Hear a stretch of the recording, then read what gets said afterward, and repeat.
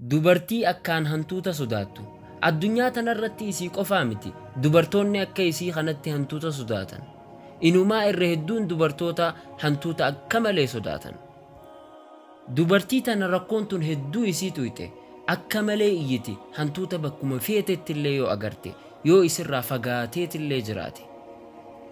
Duuba guyyaa tokko dubartiin tun uudu'attee gama kutaa isii deemte salaachuuf.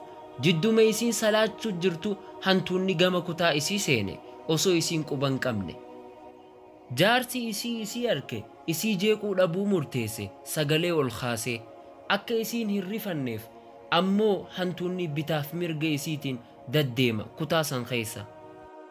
Garuu dubartiin tun salaata isii itti fufuurraa if duuba hin deebine nis hin sossoone nis hin iyyine hanga dhumaatti.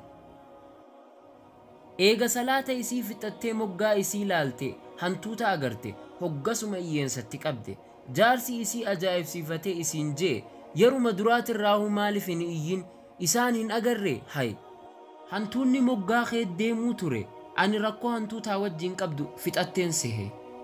Akkana isaan jette lakkii ani hoggaan salaatu isaanumaa huquban qabu kanin arkun ture fuula kiyya duratti jannata mirga kiyyaan jahannam bita kiyyaan. Cufa qixa qara'uutii hundaan kanaf fakkaatu ture ka ibiddi daran narraa fagaatu.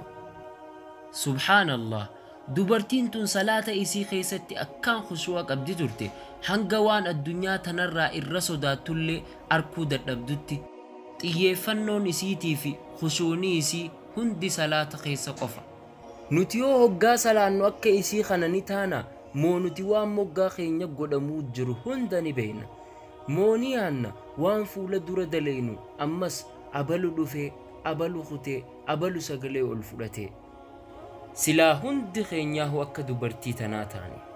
Daawwattoota keenya kabajamoo salaata keessan keessatti khushu'a argachuuf hanga dandeessan yaalii godhaa. Hojii teetii fi akka bakki ati itti salaattu sammuu teessin heewasne yaalii godhi. Viidiyoo tanas akka sheer gootu sirraa kajeella. Jazaaka.